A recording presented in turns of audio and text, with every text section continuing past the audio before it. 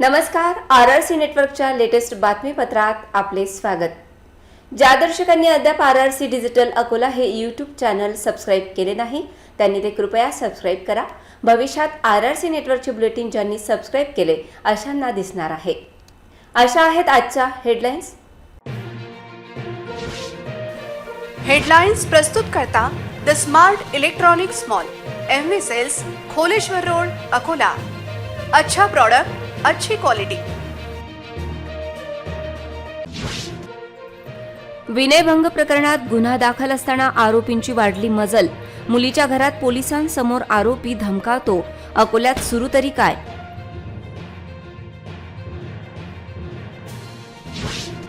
Blackmail केल्याने तरुणीचा आत्महत्येचा प्रयत्न। मूर्तिजापूर पोलिसांची भूमिका संशयास्पद। मुली, महिलांची सुरक्षा वाऱ्यावर। महापालिकेच्या 1.25 कोटी पेन्शन घोटाळ्याची व्याप्ती वाढणार। अकोला पोलीस घेतील का सर्व आरोपींचा शोध? RRCचा मोठा खुलासा। बार्शी टाकळी भूमी अभिलेख कार्यालयाची तपासणी सुरू। 8 वर्षांपूर्वी मयताचा चढविला वारस, दफ्तर तपासणीत प्रकरण मात्र गायब। सैनिकांसाठी ऑटो चालकाने ओवाळून टाकला जीव। भारतीय सैनिकांसाठी केव्हाही ऑटोचा प्रवास फ्री। आता सविस्तर बातम्या। मंगळवारी सायंकाळी शिवाजी शाळेजवळच्या झाडोकार परिवाराच्या घरात जमावाने प्रवेश केल्याने तेल्हाऱ्यात मोठा वाद पेटला आहे। मोठा पोलीस बंदोबस्त तेल्हारा गावात तैनात करण्यात आला असून कुठलीही अनुचित घटना घडली नसल्याची माहिती पोलिसांनी दिली आहे। गावात मात्र तणावपूर्ण शांतता आहे।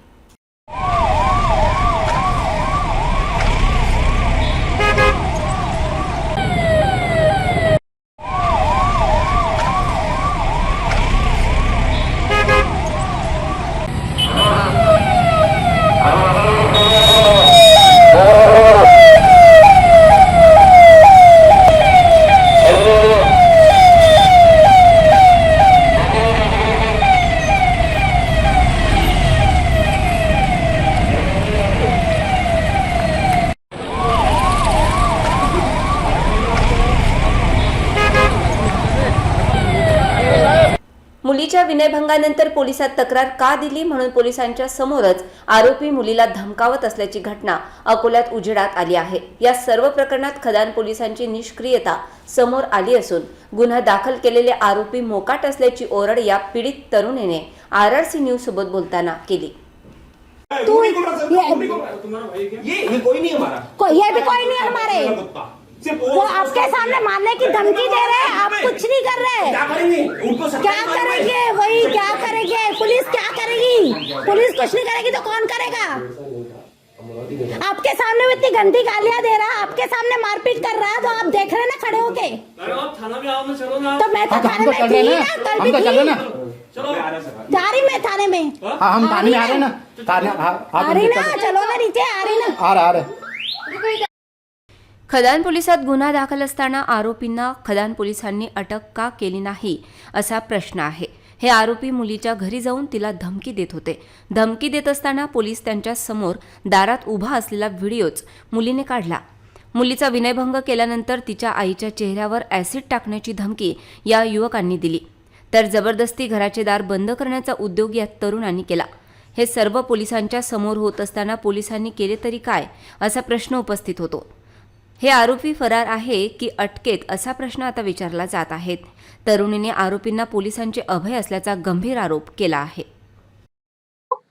प्रकाश घनशानी और उसके 2 बेटे कमलेश और हितेश घनशानी वैसा बदतमीजी करते, गाली गलौज करते, बेड टच करते, बहुत परेशान कर रहे हैं। पुलिस स्टेशन में हम गए कंप्लेंट लिखवाने के लिए। वहाँ पर हमको सुबह को 9 से 10 बजे तक बिठा के रात के 10 बजे तक बिठा के रखा। हमारी कंप्लेंट नहीं लिखी, रिपोर्ट नहीं लिखी। अभी तक उन पर कोई एक्शन लिए नहीं गया है, लेकिन रात को 11 बजे FIR वो दे दी, लेकिन एक्शन नहीं लिया गया। SP ऑफिस में भी आए हैं, खदान पुलिस वाले नहीं दे रहे हैं, तो SP ऑफिस के पास आए न्याय मांगने के लिए। सवेरे हमारा बाहर का दरवाजा बंद कर दिया। मूर्तिजापूर तालुक्यात राहणाऱ्या एका तरुणीला तिचे आक्षेपार्ह व्हिडिओ व्हायरल करण्याची धमकी तरुण देत होता। या त्रासाला कंटाळून तरुणीने आत्महत्येचा प्रयत्न केला.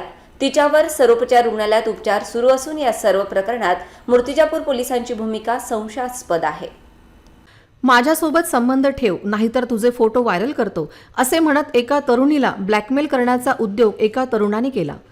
तरुणाच्या मानसिक छळामुळे मुलीने विष प्राशन करून आत्महत्येचा प्रयत्न केला. अकोला जिल्ह्यातील ग्रामीण भागातून मूर्तिजापूर येथे शिक्षणासाठी ही तरुणी रोज येत होती. ही तरुणी हलाखीच्या परिस्थितीत महाविद्यालयात शिक्षण घेत आहे. तरुणाच्या त्रासाला कंटाळून तरुणीने विष प्राशन केल्याची घटना उघडकीस आली आहे. या तरुणीला अकोल्यातील शासकीय वैद्यकीय महाविद्यालय तथा सर्वोपचार रुग्णालयात उपचार सुरू आहे. सर्वप्रथम उपचारासाठी मुलीला मूर्तिजापूर येथे दाखल केले असता तिने आपला जबाब पोलिसात नोंदवला होता. यामध्ये तिने मुलगा मानसिक छळ केल्याचा आरोप केला होता. मात्र पोलिसांनी अद्यापही या प्रकरणात चौकशी करूनही गुन्हे दाखल केले नाही. त्यामुळे मुलीला न्याय मिळावा अशी मागणी वडिलांनी केली आहे. मुलीनं मला काहीच सांगितलं नाही आणि माझी मुली कॉलेजमध्ये रोज जात होती. कधी कधी मी तिला सोडत होतो.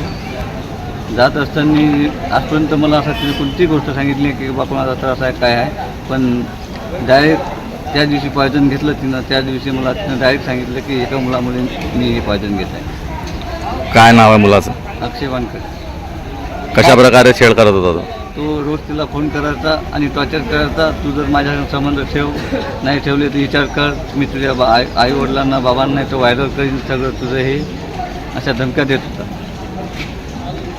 माझ्या मुलीला न्याय मिळावा कारण की माझी मुलगी शिक्षणाची आहे, हुशार आहे. अगर माझ्या मुलीला नाही न्याय मिळाला तर शेवटी मी शासनाला जबाबदारी देईन.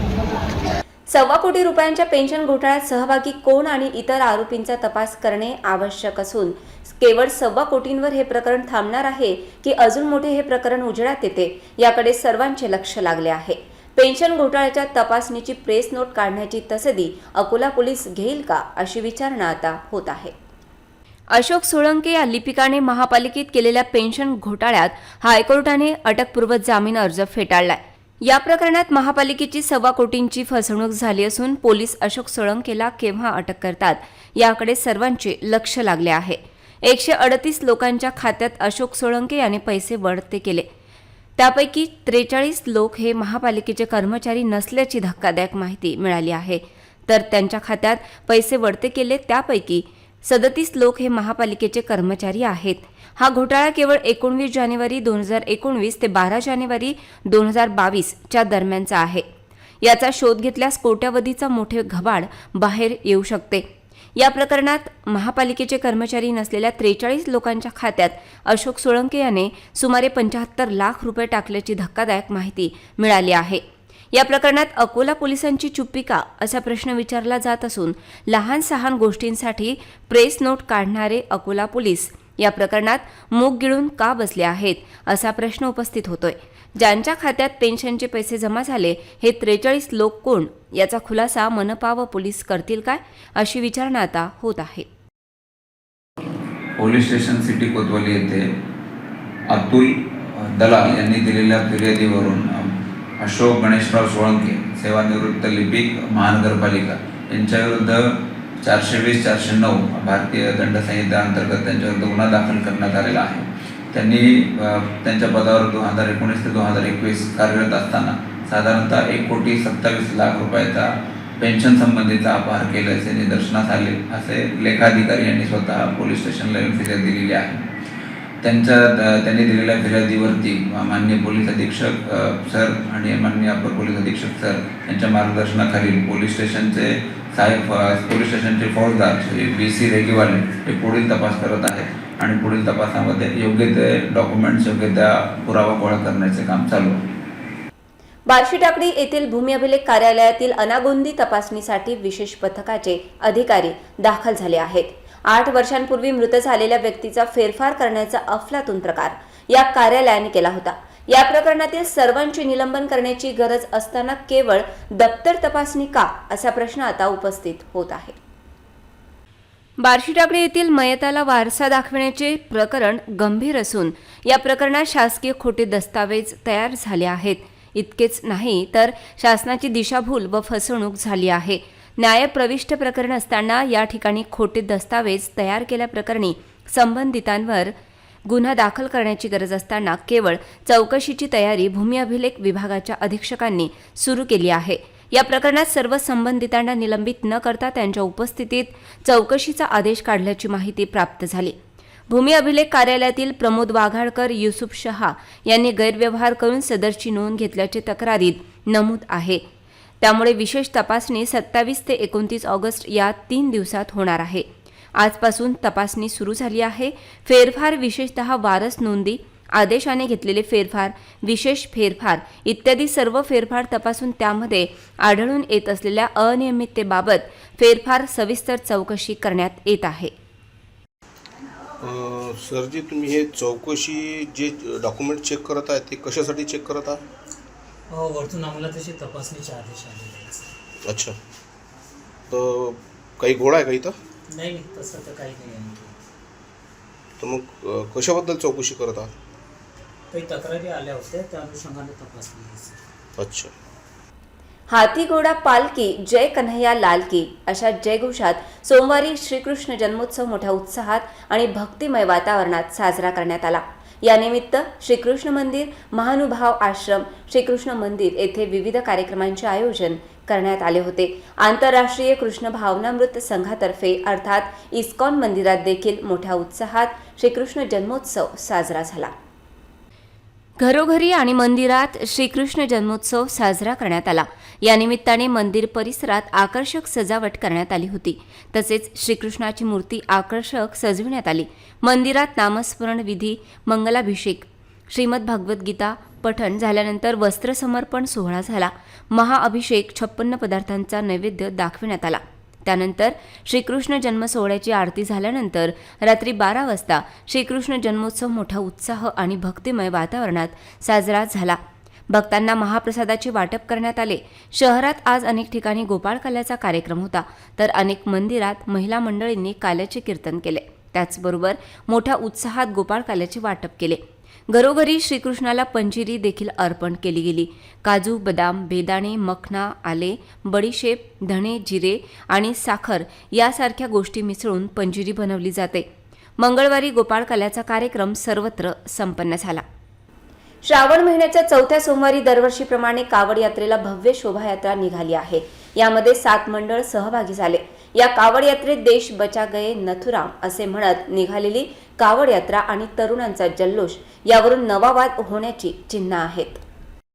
श्रावण महिन्याच्या 4थ्या सोमवारी तेल्हारा शहरातील सर्वच कावड मंडळ रविवारी दुपारीच पूर्णा नदीचे पवित्र जल आपल्या कळशीत आणण्यासाठी अणवाणी पायाने निघत असतात. यानंतर रात्री उशिरा पुन्हा परतीचा प्रवास सुरू होतो. सोमवारी सकाळी सकाळीच शहराच्या सीमेवर दाखल होऊन शिवभक्त कावड बांधणीला सुरुवात करतात. तेल्हारा येथील विशेष उल्लेखनीय असलेल्या कावड महोत्सवाकरिता प्रशासनाद्वारे सोमवारी तगडा बंदोबस्त तैनात करण्यात आला होता. यंदा कावड शोभायात्रेत 7 मंडळांचा सहभाग घेतला असून ठिकठिकाणी पालखीचे स्वागतासह शिवभक्तांसाठी फराळाचे स्टॉल व चहा पाण्याची व्यवस्था करण्यात आली होती. निर्धारित वेळात पालख्या मार्गस्थ झाल्या. कावड यात्रा मार्गावरील शेगाव नाका ते गौतमेश्वर मंदिरापर्यंत कावड यात्रा पूर्ण केली व जलाभिषेक केला. या दरम्यान पोलिसांचा मोठा फौजफाटा तैनात करण्यात आला होता. यावेळी त्याला शहरातील अनेक कावड मंडळांनी सहभाग होऊन आपली कावड कोणत्या प्रकारे उल्लेखनीय ठरेल याचा सर्वत्र प्रयत्न केला. यामध्ये जुने शहरवासियांनी ओंकारेश्वर येथून आणलेली कावड तेल्हारा शहरवासियांकरिता अभिमानाची बाब ठरली.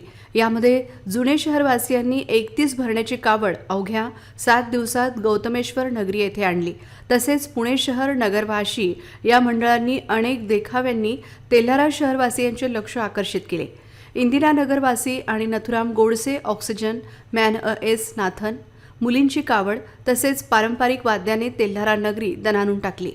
कावड यात्रेमध्ये गौतमेश्वर मंडळ, 1 नंबरवासी, जय भवानी चौक, तुळजाभवानी चौक इत्यादींनी सहभाग नोंदविला. या कावड यात्रेत इंदिरानगरवासी यांनी नथुराम गोडसे यांचे छायाचित्र मिरवणुकीत प्रदर्शित केल्यामुळे व त्यांच्यावर रघुपती राघव राजाराम देश को बचा गये नथुराम असे लिहिले असल्यामुळे हा विषय तेल्हारा शहरात चर्चेचा विषय बनला होता. अकोटात श्रावण महिन्याच्या 4थ्या सोमवारी दरवर्षीप्रमाणे कावड यात्रेत भव्य शोभायात्रा निघाली. यामध्ये 28 मंडळ सहभागी झाले होते. जल्लोषपूर्ण वातावरणात अकोट येथील कावड महोत्सव साजरा करण्यात आला.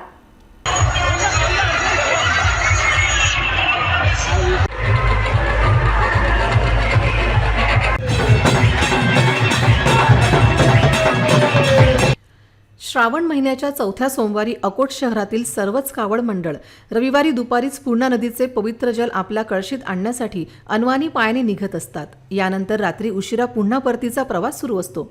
सोमवारी सकाळी शहराच्या सीमेवर दाखल होऊन शिवभक्त कावड बांधणीला सुरुवात करतात. अकोटमधील प्रसिद्ध कावड यात्रा महोत्सवासाठी पोलीस प्रशासनाद्वारे सोमवारी तगडा बंदोबस्त तैनात करण्यात आला होता. यंदा कावड शोभायात्रेत 28 मंडळाचा सहभाग घेतला असून ठिकठिकाणी पालखीचे स्वागतासह शिवभक्तांसाठी फराळाचे स्टॉल व चहा पाण्याची व्यवस्था करण्यात आली होती. कावड यात्रा मार्गावरील अकोला नाका ते तपेश्वरी मंदिरापर्यंत कावड यात्रा पूर्ण केली व जलाभिषेक केला. कावड यात्रा सकाळी 7 वाजता अकोला नाका येथून सुरुवात झाली व रात्री 10 वाजेपर्यंत तपेश्वरी महादेवावर जलाभिषेक करून आपापल्या ठिकाणी मंडळे परतली.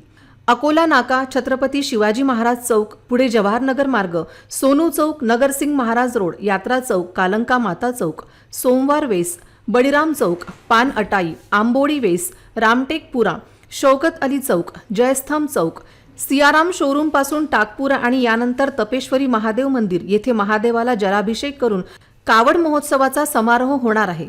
कावड यात्रेमध्ये हनुमानजीची भव्य प्रतिकृती, बालिकांचे मलखांब प्रात्यक्षिक, भव्य मोर, साधू, कालंका देवीचा अवतार, महिलांवर अत्याचार करणाऱ्या नराधामांचा फाशीचा देवता, विधान भवनाची प्रतिकृती, सामाजिक संदेश देणारे पोस्टर्स, महादेवाची वेशभूषा साकारलेले युवक, महाराष्ट्रीयन वारकऱ्यांची प्रतिकृती, संत गजानन महाराज व विठोबांची तसेच अनेक संतांच्या प्रतिकृती कावडीवर लावण्यात आल्या होत्या. हायवेवर असलेल्या बी इन्फिनिटी या दुचाकी शोरूमला रात्री आग लागली. या आगीत अनेक गाड्या जळून खाक झाल्या. ही आग पहाटे अग्निशमन दलाने आटोक्यात आणल्याची माहिती आहे. तर अग्निशमन अधिकाऱ्यांनी आगीचे कारण शॉर्ट सर्किट असल्याचे सांगितले.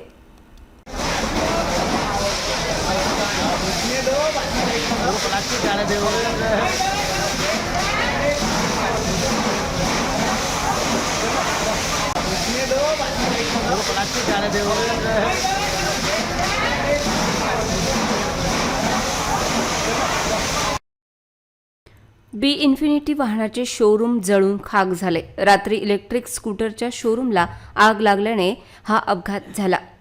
सर्व इलेक्ट्रिक स्कूटर व वाहने असल्याने ही आग आटोक्यात आणण्यात अग्निशमन दलाला मोठी अडचण आली. बॅटरी व इतर इलेक्ट्रॉनिक वस्तू या ठिकाणी होत्या. अग्निशमन दल व स्थानिकांच्या मदतीने ही आग आटोक्यात आली. या आगीत या शोरूममध्ये असलेल्या लाखो रुपयांची वाहने जळून खाक झालीत. हे शोरूम अक्षय सुरेखा यांच्या मालकीचे होते.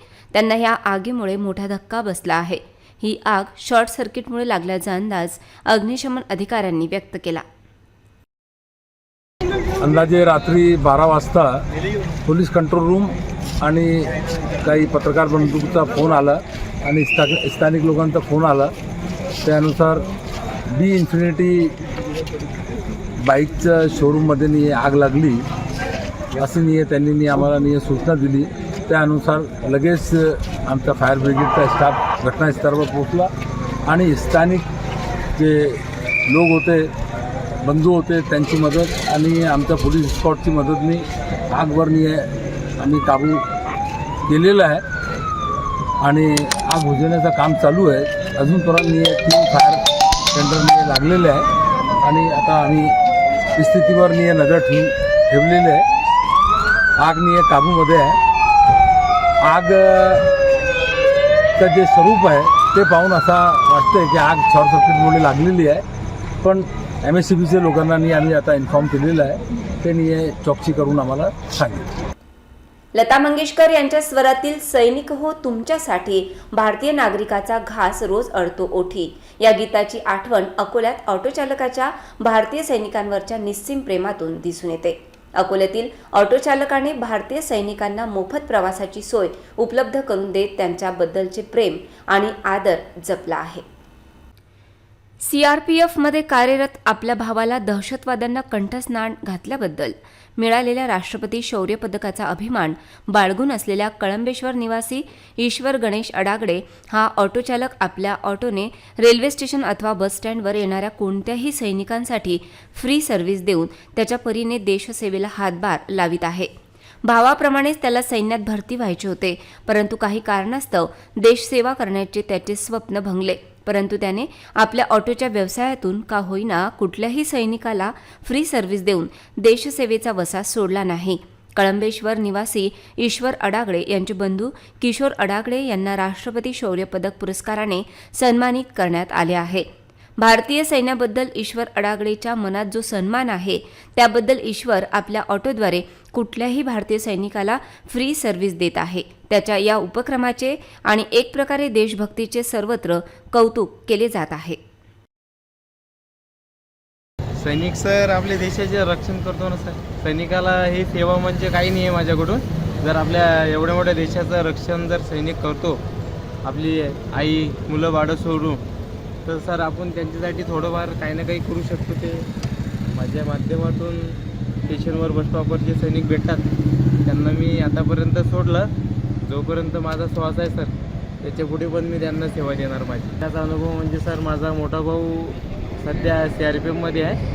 आताच माझ्या भाऊला 9 एप्रिलला राष्ट्रपती पुरस्कार घेतला माझ्या भाऊनं. किशोर अडागडे म्हणून आहे, कळंबेश्वर गावचा हा माझा भाऊ. कारण की सर आज माझा भाऊ देश सेवा करतो तसा प्रत्येक आईचा मुलगा, तो कोणाचा भाऊ कोणाचा मुलगा, तर प्रत्येक हा सैनिक मी हा माझा भाऊ म्हणून सर्वांची सेवा करतो. याच्या पुढे पण सर सेवा करणार. जय हिंद, जय भारत. पुन्हा पाहूया आजच्या हेडलाईन्स.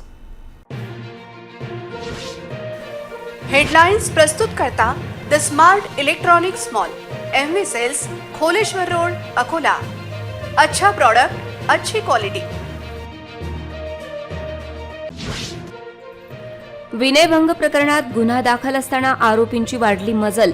मुलीच्या घरात पोलिसांसमोर आरोपी धमकावतो. अकोल्यात सुरू तरी काय?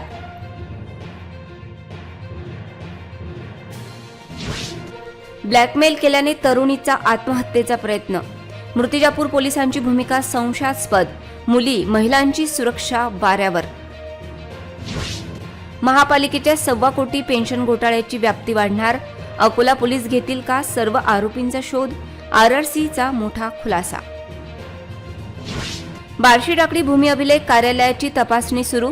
8 वर्षांपूर्वी मयताचा चढविला वारस. दफ्तर तपासणीत प्रकरण मात्र गायब. सैनिकांसाठी ऑटो चालकाने ओवाळून टाकला जीव. भारतीय सैनिकांसाठी केव्हाही ऑटोचा प्रवास फ्री. बातम्यांसाठी तुम्ही पाहत रहा RRC न्यूज. 2 लाखांपेक्षा अधिक दर्शकांनी RRC डिजिटल अकोला हे YouTube चॅनल सबस्क्राईब केले आहे. तेव्हा तुम्ही कसली वाट पाहत आहात? तुम्ही पण सबस्क्राईब करा आणि बेल आयकॉन क्लिक करत RRCच्या बातम्या निरंतर पहा. पुन्हा भेटू पुढील बातमीपत्रात. तोवर नमस्कार.